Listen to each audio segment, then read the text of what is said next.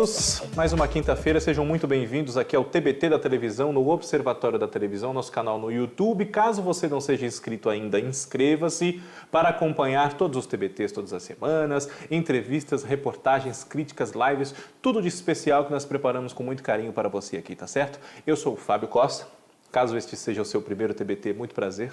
Espero que você goste do nosso resgate do passado, tentando conectá-lo, relacioná-lo com o que nós vivemos e assistimos hoje em dia, certo?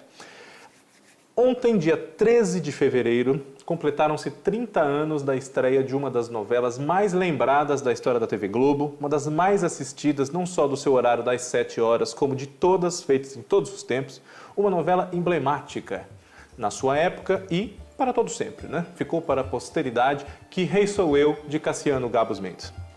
Que Rei Sou Eu é uma novela que a gente pode dizer que foi a novela certa, feita no momento certo, né? Às vezes a gente fala, putz, essa novela foi feita no momento errado, ou então é uma novela à frente do seu tempo. No caso de Que Rei Sou Eu, foi uma novela feita no momento certo, conectada ali com os acontecimentos daquele Brasil de 1989. Temos que contextualizar qual é, não é verdade? Em 1989, o Brasil vivia, como vive de tempos em tempos, uma grave crise institucional, política, econômica, enfim. O presidente era José Sarney, o primeiro presidente civil que exerceu o cargo depois de quase 30 anos sem que nós elegêssemos o nosso presidente da República. O último havia sido Jânio Quadros, eleito em 1960 e que não completou o seu mandato. Pois bem, naquele ano, 1989, ocorreriam as eleições para presidente diretas, ou seja, com o povo votando, pela primeira vez desde 1960.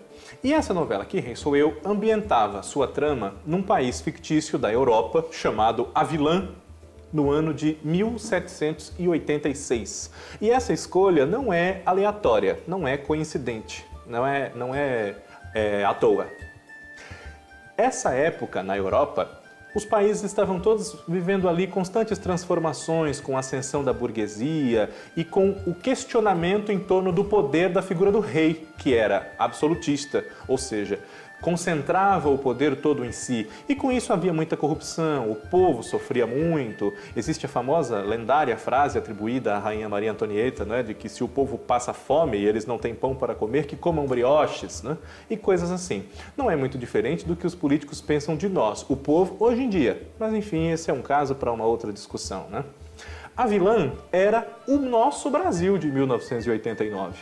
E traçava-se um paralelo entre aquela Europa em ebulição, uma ebulição que desembocaria na Revolução Francesa, que depois se alastrou por todo o continente em 1789, e o nosso país aqui, que se preparava para eleger um presidente e tinha muitas questões a serem resolvidas e muita esperança na figura que fosse eleita conseguir resolver essas questões, né? Não conseguiu. O eleito foi Fernando Collor no final do ano. Mas, na novela, essa relação entre política e o enredo ficcional era feita com bastante habilidade pelo autor Cassiano Gabos Mendes, num estilo de novela bastante diferente, até certo ponto, do que ele havia apresentado nos anos anteriores, né? O protagonista dessa história era um rapaz chamado Jean-Pierre, vivido por Edson Celolari. Jean-Pierre é o herdeiro do trono de Avilã, mas ele é filho bastardo do rei, o rei Petrus II. Uma participação muito especial no início da novela de Gianfrancesco Guarnieri. O rei era muito infeliz num casamento com a rainha Valentine, vivida por Teresa Raquel, com quem ele tinha uma filha, Juliette, Cláudia Abreu. E esse príncipe bastardo, esse filho que ele teve com uma moça que ele foi apaixonado no passado, chamada Maria Fromet, seria então o herdeiro, né? Teria aquele trono a reclamar na ausência do rei Petrus. Só que os conselheiros do reino e a rainha armam uma grande conspiração orquestrada especialmente pela figura de um mentor espiritual de todos eles, o Ravengar, personagem de Antônio Abujanra, para que esse príncipe bastardo, o real Jean-Pierre, não assuma o trono, e sim alguém que eles pudessem manipular ao seu bel prazer, de acordo com a sua conveniência. Para essa posição é escolhido um mendigo, chamado Pichot, papel de Tato Gabos Mendes. Pichot se instala no palácio, né? É um títere, uma marionete de Ravengar, especialmente, E, enquanto isso, enquanto a rainha Valentine e os conselheiros procuram manter o status quo do governo de Avilan e evitar que as suas benesses e privilégios sejam revogados com uma mudança de mãos do poder no país, os rebeldes, os pobres, aqueles que são oprimidos e que sofrem com os desmandos, a corrupção e todas as manifestações da falta de competência dessa elite que governa o país, começam a se organizar porque estão fartos dessa situação, não é? Um país onde eles trabalham muito, ganham pouco, não tem nenhum benefício, nenhuma condição boa de vida e nada funciona. As instituições não funcionam e nem a guilhotina para cortar a cabeça de quem comete um crime e é condenado a ela funciona direito. A guilhotina funcionava muito bem nos testes, mas na hora H falhava, embora tivesse custado uma dinheirama importada de outro país da Europa, da Alemanha, se eu não me engano. Entre os rebeldes, além de Jean-Pierre, está uma moça por quem ele se apaixona, Aline, vivida por Julia Gunn, que trabalha como uma das funcionárias do palácio ali como infiltrada, e um outro grande infiltrado, trabalhando para os revolucionários, pegando informações, ajudando-os em seus planos. Corcoran, o bobo da corte, que é um papel muito importante da novela e que marcou a carreira do ator Estênio Garcia, que, uma curiosidade extra, que ele na época já tinha quase 60 anos, 57, se eu não me engano, e fazia grandes acrobacias, números próprios justamente de um palhaço, de um circense, e teve aulas específicas para isso e tal, e impressionou muito não só o vigor físico, como o desempenho de Estênio em cenas assim, vamos dizer, difíceis para um homem daquela idade, ainda mais naquela época, onde o conceito de velhice para certas coisas era um pouco ainda mais cruel do que hoje em dia. Em Avilan, nem todos os conselheiros são corruptos e safados, né? Bergeron, o conselheiro da moeda, personagem de Daniel Filho, era uma figura proba, honesta, que procurava fazer a sua parte pela melhoria de vida do povo de Avilan. Só que contra ele havia todos os outros, né? Além da rainha, que era frustrada pelo fato de Bergeron não corresponder aos seus ímpetos amorosos, havia os seus companheiros conselheiros contrários às suas ideias honestas, né? Vanoli Berval, personagem de Jorge Doria, o conselheiro do rei. Crespy Aubrier, personagem de Carlos Augusto Strasser, o conselheiro do trabalho. E Gerard, vivido por Laerte Morrone, o conselheiro de alimentação. E Gaston Marny, o conselheiro das armas, que era personagem de Oswaldo Loureiro. Além deles, havia também Bidet Lambert, personagem de John Herbert, que era o conselheiro dos mares, apesar de, ironicamente, a vilã não ser banhada por mar algum, ou seja, o conselheiro dos mares era uma figura mais do que inútil, né? Esses conselheiros representavam os nossos ministros no governo, na vida real, e também os congressistas, né? Figuras de destaque, como presidente da Câmara, presidente do Senado e do Congresso, políticos, caciques de partidos, né? É claro que a figura da rainha Valentine usava características que aludiam à do nosso mandatário no momento, o presidente José Sarney, bem como Jorge Doria como Vanoli, tinha características que, na época, muito foram identificadas com a do senador Antônio Carlos Magalhães, que chegou a exercer, por essa época, segunda metade dos anos 80, o cargo de ministro das Comunicações. Além, é claro, de uma figura inesquecível, entre tantas, para o público da novela, a de Ravengar. Ravengar era uma eminência parda do governo de Avilan, como nós tivemos aqui durante a ditadura, especialmente a figura do general Golbery Couto e Silva, com a qual Ravengar também foi identificado. A trama evolui de acordo com as armações dos revolucionários para tomarem o poder e derrubarem os opressores querendo se manter nesse poder do qual os pobres querem derrubá-los, e a divisão amorosa de Jean-Pierre, que era um rapaz bonito, atlético, disputado pelas moças, entre Aline, por quem ele era verdadeiramente apaixonado, e por Suzanne, Natália do Vale, esposa de Vanoli Berval, justamente. Suzanne é obrigada a se casar com Vanoli Berval quando o pai dela, um fazendeiro chamado Roger Weber, personagem de Fábio Sabag, perde a filha por dívidas que ele tem, uma aposta, um jogo, enfim. Ele perde a filha e é obrigado a fazer com que ela se case com o conselheiro Vanoli. A mãe de Jean-Pierre, Maria Frobet, após anos de ausência, volta a Avilan com seu marido François e sob a nova identidade de Lenore. Esse casal, François e Lenore, era interpretado por Ednei Giovenazzi e Aracy Balabanian. É claro que Ravengar Tanto cavuca que descobre que Jean-Pierre é filho do rei com Maria Fromet, que Maria Fromet é Lenor, né? E tenta de todas as maneiras, faz uso de todas as suas artimanhas, inclusive mágicas, de hipnotismo, de feitiçarias, para conduzir a situação a algo que o favoreça, obviamente. Só que nem a feitiçaria de Ravengard detém os rebeldes, que estão fartos de sofrer na mão daquele governo. E houve muitas cenas de batalhas no estilo capa-espada que aludia inclusive às novelas dos primeiros anos da TV Globo, escritas por Glória Magadã, mas claro que com toda uma evolução no nível de produção que esses 20 e tantos anos proporcionaram, não só a própria emissora, como a nossa TV de um modo geral, né? Que Rei Sou Eu era uma grande comédia, satirizando o Brasil, mas ao mesmo tempo ela não deixava de ter esse tom sério, de crítica, né?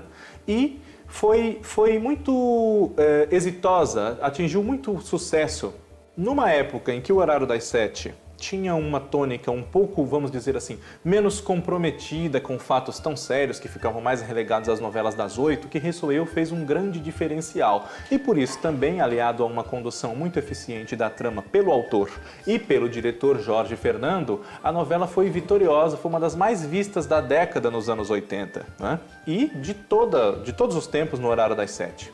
Vale Tudo, Tieta, Rainha da Sucata, Roque Santeiro, Roda de Fogo, são outras novelas das 8, mas contemporâneas de Que Rei Sou Eu, que retratam esse Brasil em transformação, esse Brasil esperançoso por um futuro melhor, esse Brasil que discute as suas feridas, que toca nos podres e que aborda temas como os crimes de colarinho branco e a opressão do povo diante dos poderosos, né? Que Rei Sou Eu foi acusada por alguns de favorecer a campanha do candidato Fernando Collor, já que Fernando Collor poderia ser comparado, ser igualado a Jean-Pierre, pelo fato de os dois serem jovens, tidos como bonitos, símbolos de uma transformação social e política, salvadores da pátria, aludindo até à sua contemporânea no Horário das 8, Salvador da Pátria, escrita por Lauro César Muniz. Essa novela marcou a carreira de todos que se envolveram nela, né? Basicamente, nós podemos dizer isso. E também porque, além da política e da comédia da capa-espada do romance, ela abordava uma questão muito interessante mesmo para as novelas de hoje, no seu modo de ser conduzida. O feminismo, a posição da mulher, o seu empoderamento, a sua contestação diante dos fatos, através da personagem de Marieta Severo, Madeleine.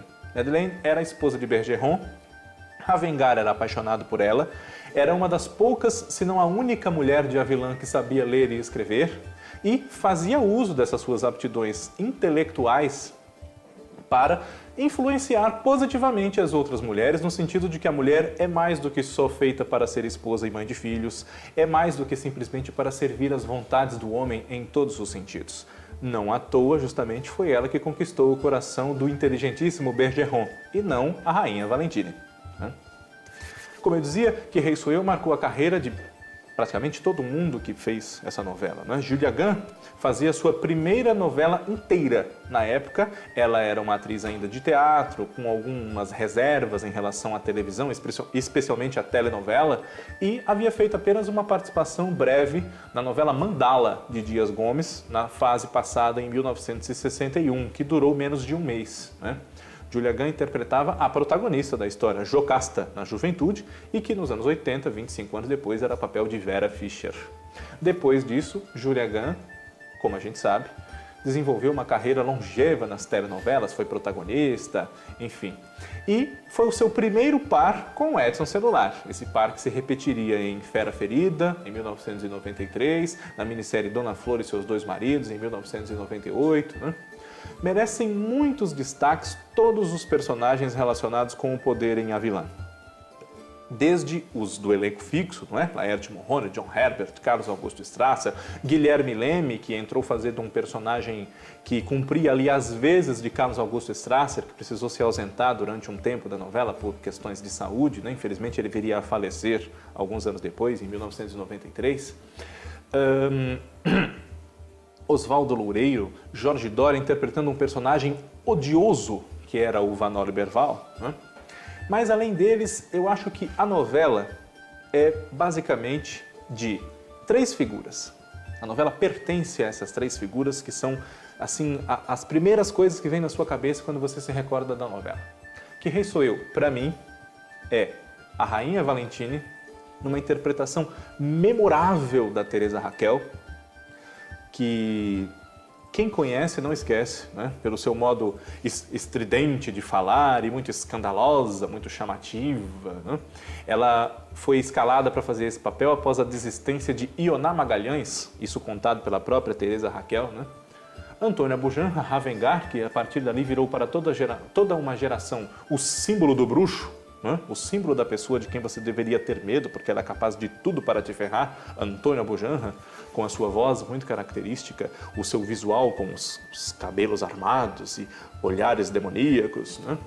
Realmente fazendo tudo para que o poder estivesse ao seu lado, ou ele estivesse ao lado do poder, e uma participação muito breve, de apenas uma semana, né? A novela teve 31 semanas no ar, ela só participou de uma. Dercy Gonçalves, como a mãe da rainha, a baronesa Lenilda Ecnésia. A participação da Dercy é reprisada constantemente no video show, quando ele existia, né? E em qualquer antologia que se faça de telenovelas, não só da carreira da própria Dercy.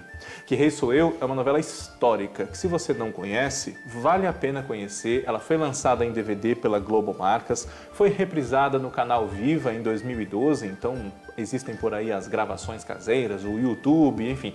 Conheça, porque Que Rei Sou Eu é o tipo de novela que faz falta hoje em dia, não só no horário das 7, como em qualquer horário, no sentido de tratar dos problemas do nosso país sem minimizá-los e sem resolvê-los magicamente, mas com inteligência, misturando-os muito bem com a trama, já que nós temos que ter peripécias que os personagens vivam e pelas quais nós temos que torcer por eles, né, para que eles se deem bem nelas, e não ignorando esse Brasil que nos rodeia, né? Não é fugindo da convulsão social e política do Brasil que nós podemos conscientizar o nosso público a respeito da existência delas ou da sua gravidade, porque tem gente que não tem noção da gravidade de certos problemas, né?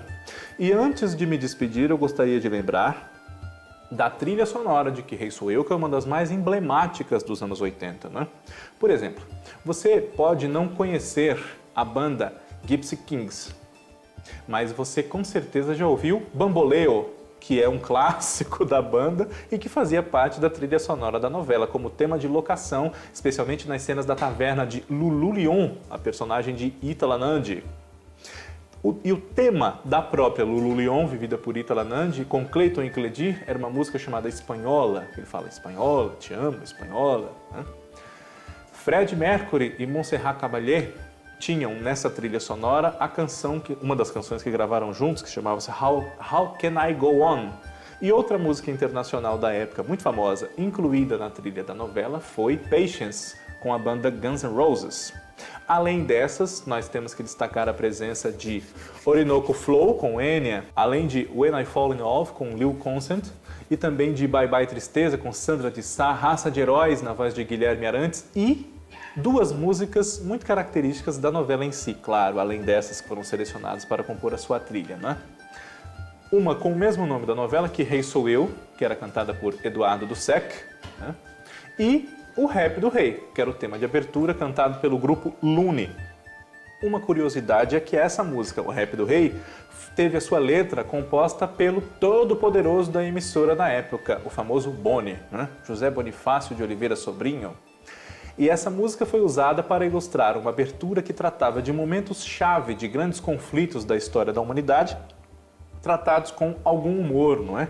E mostrando também através desse humor o absurdo que é os homens travarem guerras em nome de ideais que poderiam ser muito bem resolvidos de uma maneira melhor, mais eficiente, mais justa, mais feliz para todos, não é? Que Rei Sou Eu é uma novela bem humorada, embora muito crítica, e que trata do poder, essa coisa tão perseguida por uns e tão indesejada por outros, embora a tenham consigo. Na próxima semana nós estaremos de volta para mais um TBT da televisão. Reforço o meu convite para você se inscrever aqui no nosso canal, caso não tenha feito isso ainda. Um abraço, tchau!